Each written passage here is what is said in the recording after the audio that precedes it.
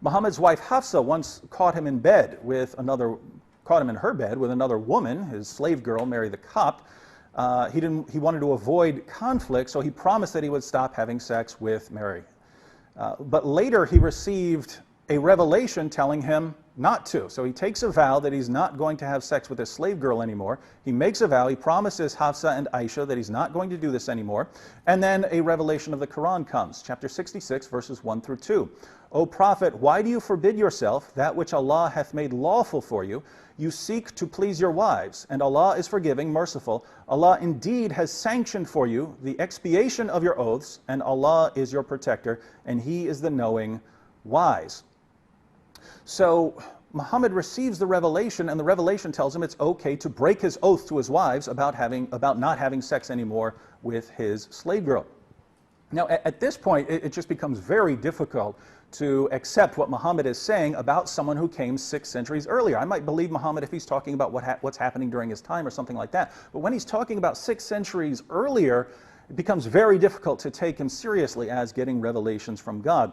So too with the story of Hafsa and the slave girl. The interpretation that David referred to is only one, and that is mentioned in Ibn Sa'd's book. But there are other interpretations that are mentioned in other sources. For example, that the Prophet, peace be upon him, was eating a foul-smelling honey, or at least that some of the wives didn't like, and he pledged to be aloof from that. And God is saying, why do you make yourself aloof from something that God has basically made permissible for you? Whatever the interpretation, it shows that there are different ways of looking at this, and David is looking at it only one way, and being critical of Islam on that basis.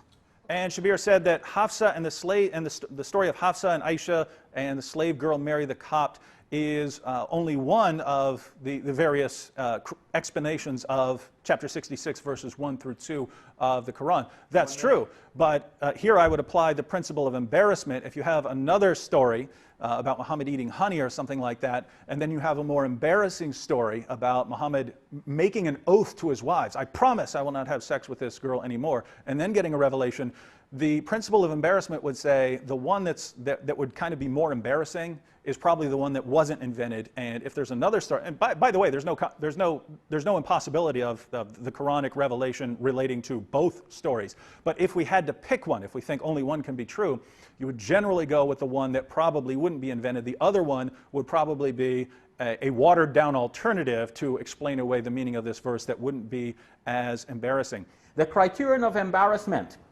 is not a foolproof criterion. Even in Christianity, scholars discuss this.